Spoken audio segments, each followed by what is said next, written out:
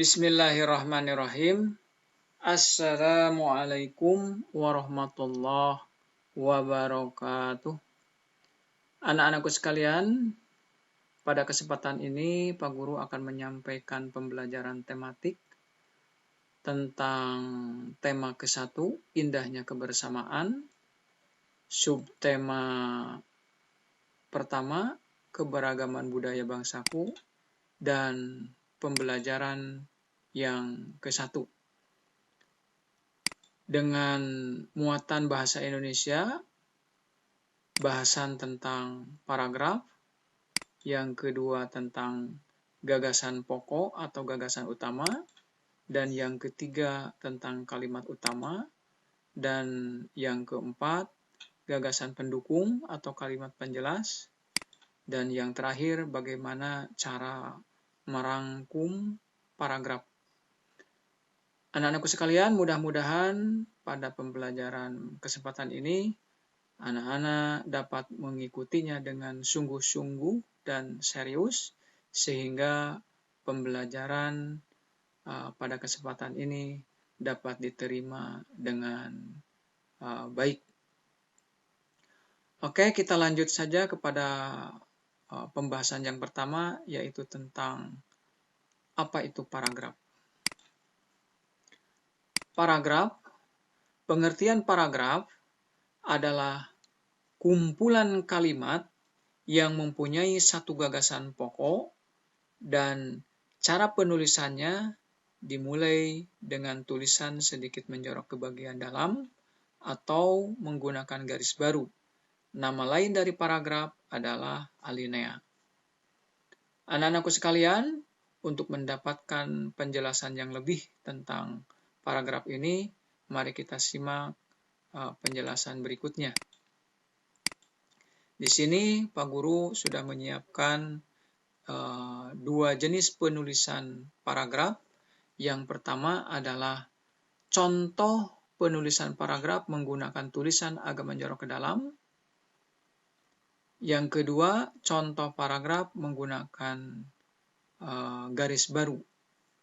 Pada contoh menggunakan tulisan agak menjorok ke dalam, ketika mau menuliskan sebuah paragraf dimulai dengan tulisan agak menjorok ke dalam, dan apabila sudah selesai maka dilanjutkan pada paragraf berikutnya dengan cara menuliskan tulisan agak menjorok ke dalam. Begitulah seterusnya. Dan yang kedua, dengan cara menggunakan garis baru, paragraf yang pertama ditulis, apabila sudah selesai dituliskan dengan menggunakan garis baru. Demikianlah cara penulisan paragraf. Apabila nanti anak-anakku sekalian ditugaskan membuat sebuah karangan atau tulisan yang terdiri dari beberapa paragraf, dapat menuliskannya dengan cara tulisan agak menjorok ke dalam atau menggunakan garis baru. Mudah-mudahan anak-anakku sekalian dapat memahami tentang paragraf. Oke, kita lanjutkan kepada pembahasan yang berikutnya adalah kalimat utama. Apa itu kalimat utama? Kalimat utama adalah kalimat yang berisi gagasan pokok atau ide pokok utama dan menjadi dasar untuk mengembangkan paragraf. Kalimat utama biasanya bersifat umum dan memuat keseluruhan isi dalam suatu paragraf. Untuk lebih memahami kalimat utama ini, mari kita simak penjelasan berikutnya. Di sini Pak Guru sudah menyiapkan sebuah paragraf, contoh paragraf yang bunyinya adalah sebagai berikut. Semangat serta kesungguhan hati siswa sekolah dasar yang ada di pelosok desa tidak kalah dengan siswa yang ada di kota-kota besar. Kesadaran mereka untuk belajar sangat tinggi. Jarak sekolah dari rumah jauh, tetapi mereka tidak pernah datang kesiangan walaupun berangkat ke sekolah dengan berjalan kaki. Mereka juga tidak kalah berprestasi apabila ada lomba-lomba yang diadakan oleh Diknas tingkat pusat. Kalimat utama paragraf di atas adalah sebagai berikut. Semangat serta kesungguhan hati siswa sekolah dasar yang ada di pelosok desa tidak kalah dengan siswa yang ada di kota-kota besar. Jadi kalimat utama paragraf ini merupakan adalah kalimat yang pertama pada paragraf tersebut. Di sini Pak Guru hanya menjelaskan tentang kalimat utama yang ada pada awal paragraf. Oke, anak-anakku sekalian, mudah-mudahan anak-anakku sekalian dapat memahami apa itu kalimat utama. Kita lanjut kepada pembahasan berikutnya adalah gagasan pokok. Apa itu gagasan pokok? Gagasan pokok adalah pernyataan yang menjadi inti dari suatu pembahasan. Biasanya gagasan pokok terletak pada kalimat utama yang ada pada awal paragraf. Oke, untuk mendapatkan penjelasan yang lebih tentang gagasan pokok ini, mari kita simak penjelasan berikutnya. Di sini ada contoh paragraf yang tadi, Pak Guru ulang lagi, yang bunyinya, semangat serta kesungguhan hati siswa sekolah dasar yang ada di pelosok desa tidak kalah dengan siswa yang ada di kota-kota besar.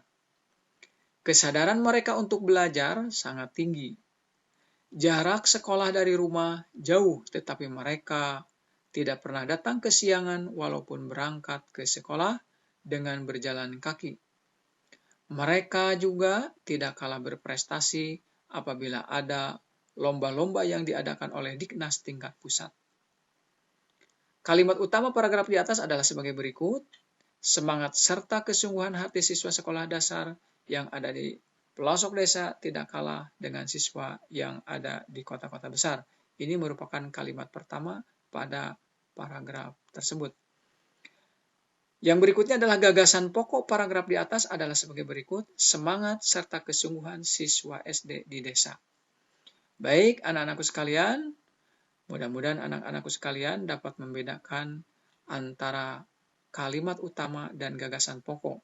Kalau kalimat utama itu merupakan kalimat pertama pada sebuah paragraf, sementara gagasan pokok itu adalah intisari dari kalimat utama.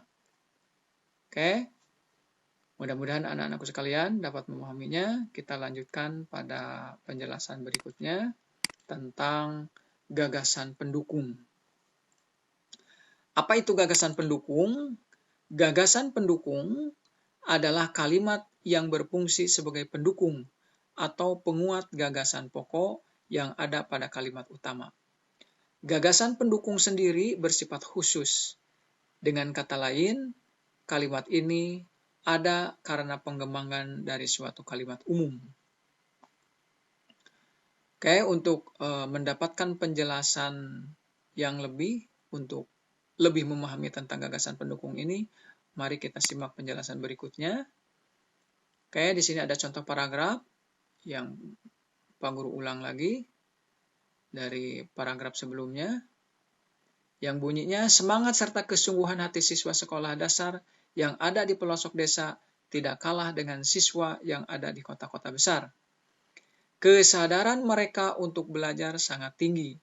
Jarak sekolah dari rumah jauh, tetapi mereka tidak pernah datang kesiangan walaupun berangkat sekolah dengan berjalan kaki. Mereka juga tidak kalah berprestasi apabila ada lomba-lomba yang diadakan oleh Diknas tingkat pusat. Gagasan pendukung paragraf di atas adalah sebagai berikut. Ada 3. Yang pertama adalah kesadaran mereka untuk belajar sangat tinggi. Yang kedua, jarak sekolah dari rumah jauh, tetapi mereka tidak pernah datang kesiangan walaupun berangkat sekolah dengan berjalan kaki. Dan yang ketiga, mereka juga tidak kalah berprestasi apabila ada lomba-lomba yang diadakan oleh Diknas tingkat pusat. Oke, gagasan pendukung ini merupakan kalimat penjelas dari kalimat utama. Jadi di sini ada pada paragraf tersebut semuanya ada 4 kalimat. Kalimat pertama merupakan kalimat utama. Kalimat yang pertama ini merupakan kalimat utama, dan kalimat-kalimat berikutnya merupakan gagasan pendukung atau kalimat penjelas. Oke, anak-anakku sekalian, mudah-mudahan anak-anakku sekalian dapat membedakan antara kalimat utama dan gagasan pendukung atau kalimat penjelas. Baik, kita lanjutkan pada pembahasan berikutnya adalah bagaimana cara merangkum paragraf. Rangkuman paragraf. Cara membuat rangkuman paragraf bisa dengan menuliskan gagasan pokok sebuah paragraf, kemudian boleh sedikit diberikan penjelasan. Untuk lebih jelasnya, mari kita simak penjelasan berikutnya. Di sini Pak Guru sudah menyediakan sebuah paragraf yang merupakan paragraf pengulangan dari paragraf sebelumnya. Paragraf sebelum dirangkum yang bunyinya sebagai berikut. Semangat serta kesungguhan hati siswa sekolah dasar yang ada di pelosok desa tidak kalah dengan siswa yang ada di kota-kota besar. Kesadaran mereka untuk belajar sangat tinggi. Jarak sekolah dari rumah jauh, tetapi mereka tidak pernah datang kesiangan walaupun berangkat sekolah dengan berjalan kaki. Mereka juga tidak kalah berprestasi apabila ada lomba-lomba yang diadakan oleh Diknas tingkat pusat. Setelah dirangkum, bunyinya menjadi sebagai berikut. Semangat siswa SD di desa tidak kalah dengan siswa yang ada di kota besar. Atau boleh diberikan penjelasan sedikit panjang sebagai berikut. Semangat siswa SD di desa tidak kalah dengan siswa yang ada di kota. Salah satu contoh mereka tidak pernah datang kesiangan sampai di sekolah. Anak-anakku sekalian, mudah-mudahan anak-anakku sekalian dapat membuat rangkuman merangkum dari sebuah paragraf dengan cara menuliskan ide pokok dari paragraf tersebut yang ada pada kalimat utama. Kemudian boleh juga ditambahkan sedikit penjelasan. Sedikit penjelasannya bisa diambil dari kalimat penjelas pertama, kedua, ketiga, dan seterusnya. Demikianlah anak-anakku sekalian untuk penjelasan bagaimana cara merangkum sebuah paragraf. Mudah-mudahan anak-anakku sekalian dapat memahaminya. Baik, demikianlah pembelajaran tema 1, pembelajaran subtema ke-1, pembelajaran ke-1 dengan muatan bahasa Indonesia pada kesempatan ini. Mudah-mudahan anak-anakku sekalian dapat menerimanya dengan baik. Baik, untuk lebih memahami tentang materi pembahasan pada kesempatan ini, anak-anakku sekalian dapat membaca buku tema ke-1, pembelajaran ke-1, halaman 4 sampai dengan halaman ke-6. Silakan dikerjakan tugas-tugas latihannya. Kemudian Pak Guru juga sudah menyiapkan soal-soal latihan dalam bentuk Google Form yang berada di Classroom. Demikianlah, mudah-mudahan anak-anakku sekalian dapat mengerjakan tugas-tugasnya dengan baik. Akhirnya, Pak Guru tutup.